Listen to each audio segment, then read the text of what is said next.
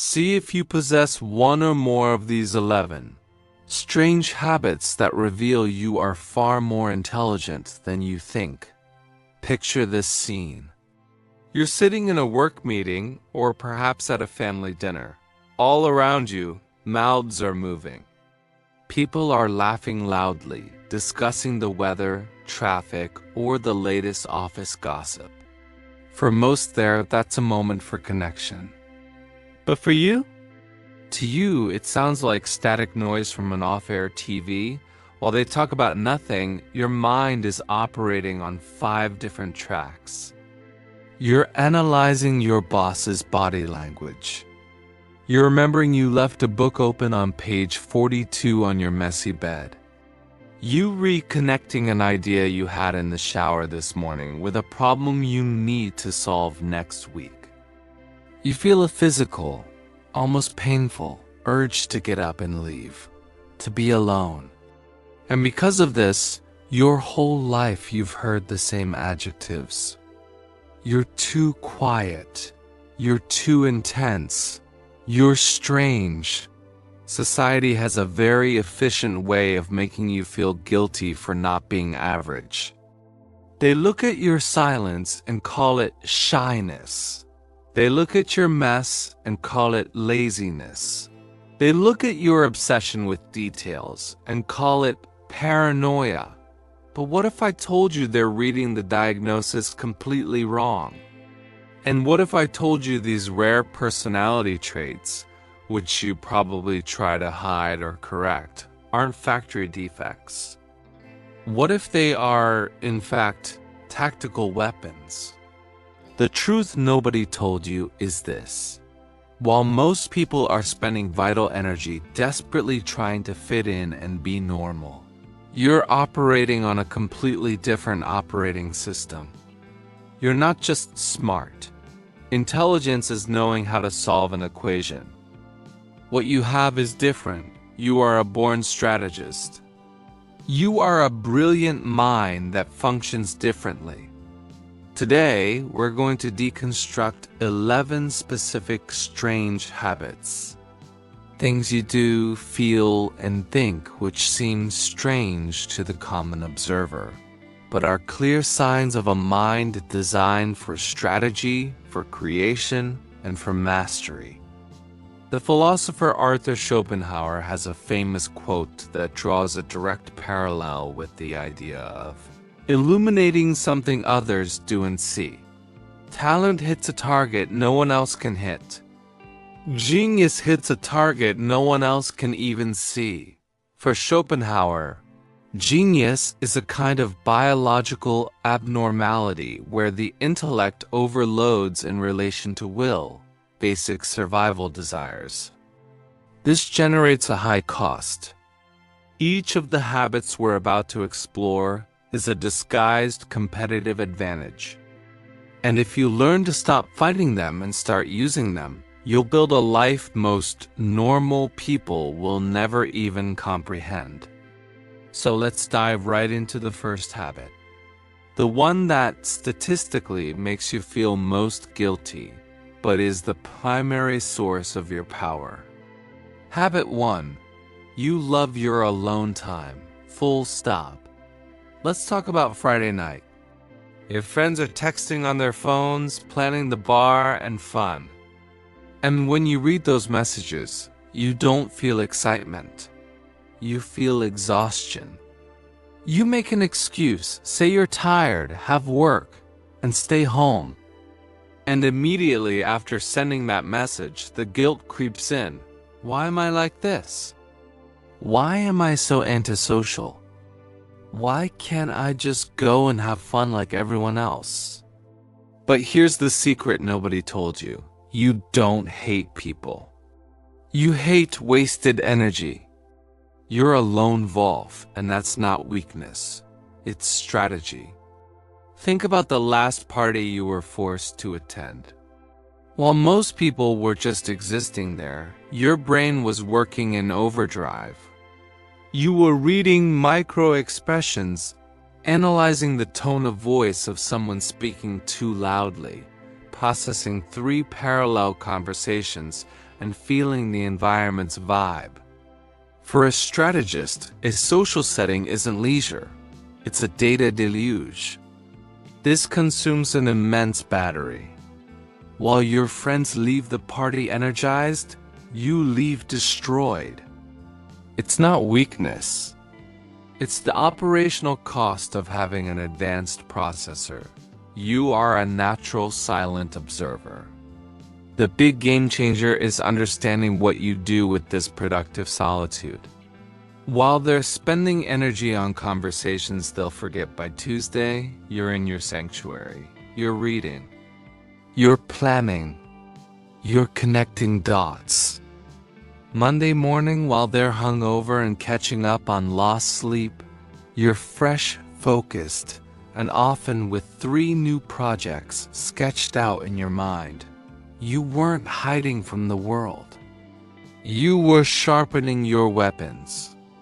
Next time you prefer a book over a bar, don't apologize. You're investing, they're spending. Your strategic introversion is your superpower. And this ability to be alone and productive in your own world leads us directly to a habit most people mistake for laziness, but which is actually a sign of genius. Habit 2. Your space is an organized mess always. Your mom, or maybe your partner, walks into your room or office, and the reaction is always the same. Horror. Clothes on a chair, piles of books on the floor, papers scattered across the desk. Society has conditioned us to believe that organization equals success, that a clear mind demands a clean desk. So you feel guilty. You try to tidy up. But 2 days later, chaos returns. But let's be honest about what happens in this chaos. Let's say you need to find that specific document from 3 months ago. Your coworker, the one with the perfectly aligned desk and colorful folders, takes 10 minutes clicking through digital subfolders or rummaging through files. You reach out, go straight to that pile of papers that looks like trash to others, and pull the document in 30 seconds. You're not disorganized. You're intuitively organized. Your habits of intelligent people function differently. Studies from the University of Minnesota have shown that people in messy environments tend to generate more creative and innovative ideas. Why? Because your brain isn't spending valuable energy maintaining useless aesthetic symmetry. It's spending it on creation and connections. Your chaos isn't a lack of control. It's prioritization. You prioritize quick access and creativity in silence over environmental aesthetics. While people with magazine-ready desks are stuck in rigid systems, you're flowing, creating, making connections they'll never make. So stop trying to live in a museum. Your chaos is your operating system. Keep it, because while they waste time organizing their desk, you're creating the project that will buy their desk. And this creativity that emerges from your chaos, it comes from a habit you probably think is an anxiety problem, but is actually your supercomputer running simulations. Habit 3. You overthink, and that makes you truly unstoppable. Have you ever found yourself frozen in the supermarket aisle, staring at 5 different cereal boxes, paralyzed? You read ingredients, compare price per ounce, analyze sugar content, ponder the packaging's environmental impact. 10 minutes pass. Your friends have already grabbed anything and are at the checkout. You feel ridiculous. Why can't I just choose? Or, choosing a movie to watch on Friday night becomes an hour-long research mission, reading reviews and watching trailers until the pizza gets cold. The world calls this overthinking, They say you think too much, just relax. But what they call a flaw, I call an advanced prediction system. What your brain is doing isn't hesitating. It's running simulations. You are constantly exercising your critical thinking. While most people make decisions based on gut instinct or the emotion of the moment, and often fall flat on their face, you reconsidering variables, predicting outcomes, and analyzing second and third order consequences. Think about crises. When something goes very wrong at work or in life, who's the first person to panic? Those who never thought, what if? And who's the person who surprisingly stays calm and already knows what to do? You. Why? Because you've already lived that disaster in your head 10 times before it happened. You've already simulated the crisis while choosing cereal. You're not slow. You're thorough. You make fewer fatal mistakes because you've already made them mentally. Your overthinking is your insurance policy against stupidity. And this deep need to analyze everything and seek substance leads us to something you probably hate with all your might. Habit 4. You hate small talk, and that makes you irresistible to the right people. You step into the elevator. Your neighbor enters. The silence is awkward. And then he says, "Wow, it's hot today, isn't it?" In that moment, you feel a physical irritation, an urge to roll your eyes. You offer a weak smile and agree, but inside you're screaming. You don't want to talk about the weather. You want to ask, are you happy with your life? What's your biggest fear? What would you do if you knew you'd die tomorrow? But you can't, so you stay silent, and people think you're arrogant or cold. The truth. Small talk for a strategist is noise. It's like eating styrofoam. It fills your mouth but doesn't nourish. Your brain seeks meaning, seeks depth, seeks truth. And is it going to rain? Is none of that. You have a keen falsehood detection. Here's your tactical advantage. Most people are addicted to small talk. They know 300 people, but don't know who any of them truly are. They have a contact list full, but empty of lies. You have no patience for the shallow. This means that when you connect with someone, you dive deep. While they're exchanging business cards with 30 people at an event, you're in the corner talking to a single person for 2 hours. And the result? That one person becomes a loyal ally. They feel heard, understood, and valued by you in a way they never were by others. In any power game, in career or life, 3 true allies who would kill and die for you are worth more than 3,000 acquaintances who barely remember your last name. Use your aversion to the superficial as a filter. Whoever passes through it is golden. Your intuitive behavioral psychology allows you to read people with precision. And this incessant search for depth often makes you seem out of it, which leads us to the next habit. Habit 5. You live distracted and constantly daydreaming. You're in an important meeting. Your boss is talking about quarterly goals. You're looking at him nodding, but your mind? Your mind is on Mars. You're thinking about how to solve that problem with your house's structure, or having an idea for a new business, or remembering a movie scene that perfectly explains your colleague's behavior next to you. Suddenly, someone says your name and you snap back to earth, startled, feeling guilty. I need to focus more, you think. Maybe I have added. Calm down. You're not distracted.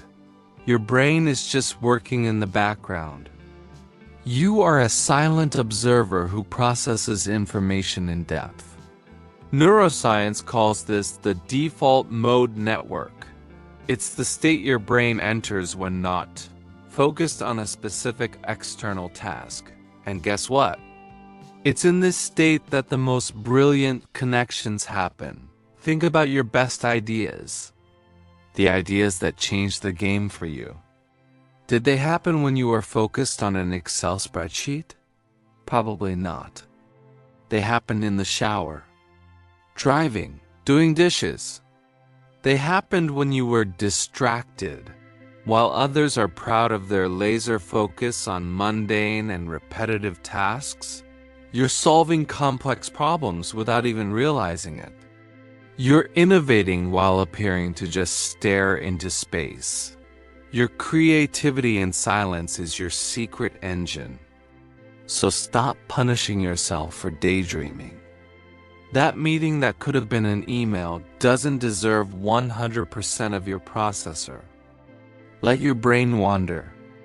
It's on these mental journeys that you find solutions nobody else is seeing.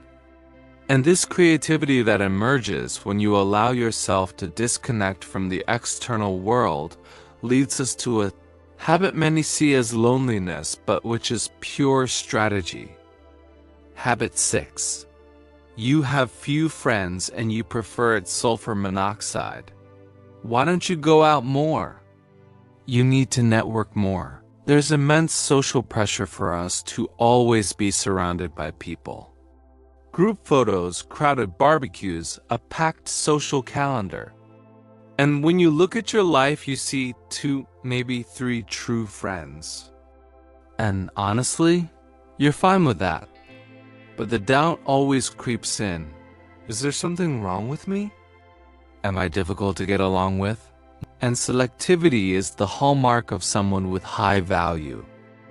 Maintaining a friendship demands an extremely high investment of cognitive and emotional energy. You need to listen, care, be present. You can dilute that energy among 30 people and be a mediocre friend to all of them. Or you can concentrate everything on 3 people and build unbreakable bonds. Think about that company party. Everyone's mingling, laughing loudly, slapping backs. It's a performance. You're usually in a corner having a serious conversation with a single person.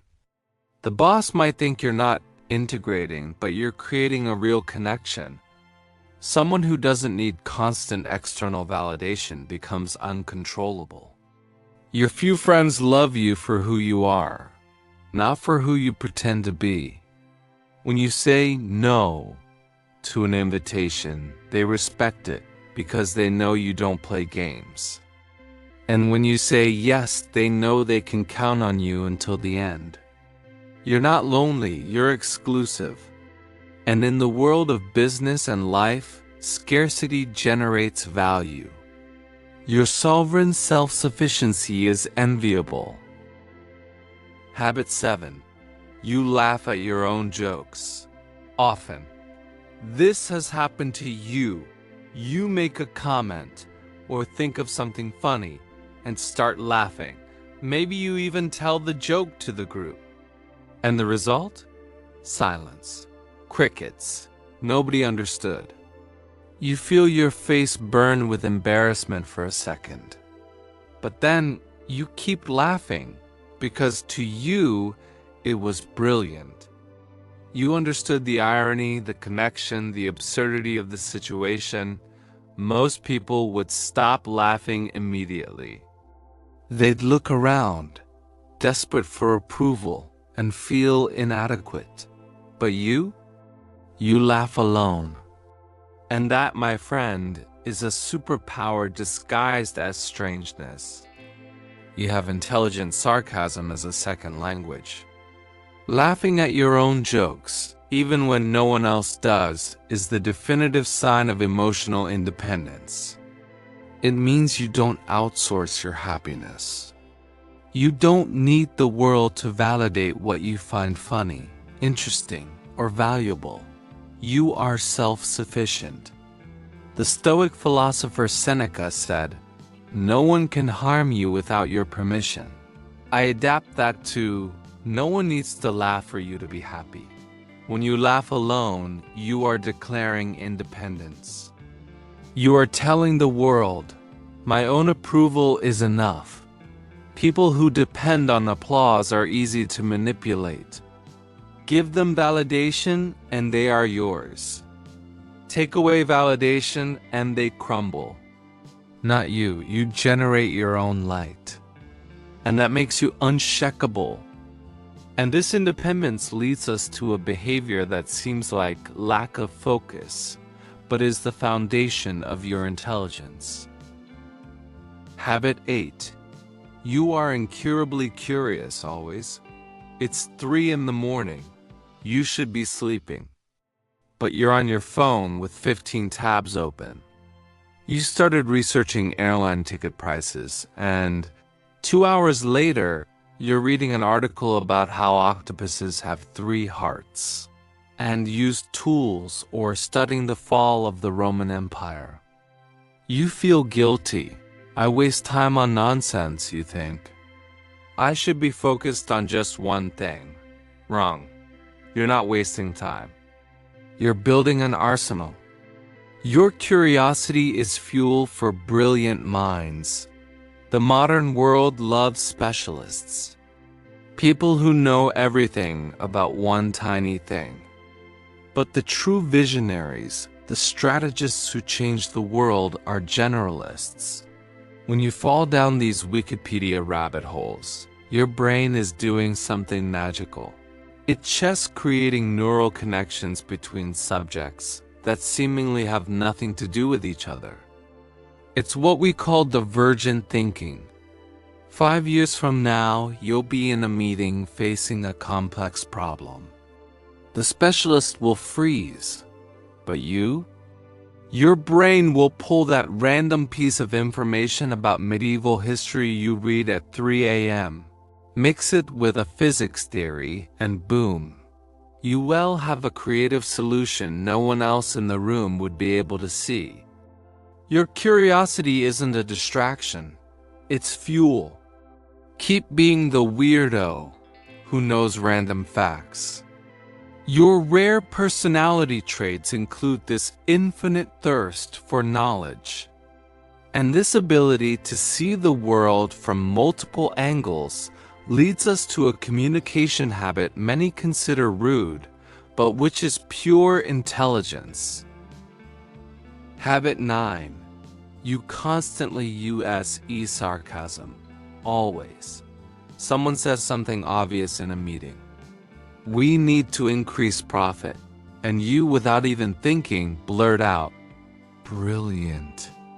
I was thinking of decreasing profit, but your idea is much better. Silence in the room. Someone gives you a dirty look. Your boss thinks you have an attitude problem. But science disagrees. Studies show that sarcasm is one of the highest forms of linguistic intelligence. To be sarcastic and to understand sarcasm, your brain needs to process the literal meaning, social context, and opposite intention, all in milliseconds. It's elite mental gymnastics. Your intelligent sarcasm isn't just being annoying, it's a truth filter. It's your way of pointing out life's absurdity, of breaking hypocrisy, of saying what everyone else is thinking but doesn't dare to say. You use humor to disarm. You use irony to test the intelligence of those around you. You are a critical thinker who expresses themselves through irony. The secret is knowing who to use it with. Your sarcasm is a secret language. When you find someone who returns sarcasm in kind, you instantly know, this person is one of mine. It's a code. Use it to find your equals, not just to ward off fools. And this ability to read between the lines leads us to something that borders on paranoia, but is your greatest strategic advantage. Habit 10. You notice strange patterns in everything, always. Have you ever felt the universe is giving you signs? You notice that whenever you wear that specific shirt, the day is bad. Or that your boss always scratches his nose before delivering bad news. Or that, statistically, every time you tell a plan before it happens, it goes wrong. People call this coincidence, or superstition, or paranoia, but you know it's not. You are a walking pattern detector. You have sharp critical thinking that operates in the background. While most people live life in random mode, reacting to what happens, you are seeing the matrix. You see the invisible structure behind events. Your brain is constantly collecting data, analyzing repetitions, and predicting the next move. This isn't madness. It's pattern recognition, the basis of all human intelligence. It's what makes you a true-born strategist. This is what allows you to guess the end of the movie halfway through. This is what makes you know a relationship will end months before it happens. This is what makes you smell a business opportunity before it's obvious. Don't ignore these gut feelings. They aren't magic. They are data processed by your subconscious. If you feel something is wrong, it is. If you see a pattern, it exists. Trust your radar. While they played dice, you played chess. And finally, we arrive at the habit that ties all this together. The definitive characteristic of the strategist. Habit 11. You think differently about time always. You feel an urgency no one else seems to feel. You look at the calendar and don't see plenty of time. You see little time, while your friends in their 20s or 30s live as if immortal, postponing dreams, dragging their feet on projects, saying, "Next year I'll start." You feel a clock ticking inside your chest. You want to do everything now. You feel anxious about it. You think you don't know how to relax. But the truth is, you're the only lucid one in the room. You are aware of finitude. You are a brilliant mind that understands the true value of time. Schopenhauer, our guide today, said, "The common man is concerned with passing the time. The man of talent, with employing it. This haste of yours isn't anxiety. It's vitality. It's because you understand, viscerally, that life is short. And because you understand this, you live in 10 years what most don't live in 80. You've learned languages, traveled, started projects, read books, loved, fallen flat on your face, and gotten back up. You are compressing experiences. You are living multiple lives in one. Don't let anyone tell you to slow down. Let them walk. You were born to run. Your sovereign self-sufficiency includes the freedom to live at your own pace. So take a look at yourself now. You love solitude. Your room is a creative mess. You overthink. You hate the superficial. You live in a dream world. You have few friends. You laugh alone. You're too curious. You're sarcastic. You see patterns in everything. And you're in a hurry to live. Society called you strange, called you difficult, called you a total misfit. But today, we will rewrite that story. You're not strange. You are rare. Your rare personality traits are your differentiator. You're not maladjusted. You are strategic. You are a born strategist operating on a different level. You're not broken. You are advanced. You have habits of intelligent people that most can't even recognize. Each of these 11 habits is a weapon. While they try to fit in, you're building an empire in your mind and in reality. While they seek approval, you seek excellence. While they live one life, you are living 10. The rare always scares the common. Let them be scared. The world isn't changed by normal people. It's changed by the obsessed, the quiet, the intense. By you. Now, I have a question for you. Which of these 11 strange habits resonates most with your soul? Which one did you try to hide your whole life and now realize is your greatest asset? Write in the comments. Don't be a passive viewer. I want to know who the strategists watching this are. I read every comment because we're building more than just a channel here. We're building a resistance. Go ahead and subscribe to the channel and like the video.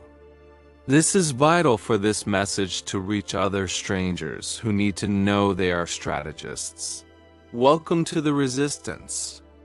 Welcome to the Strategist Club. Welcome, you are finally home. See you in the next video.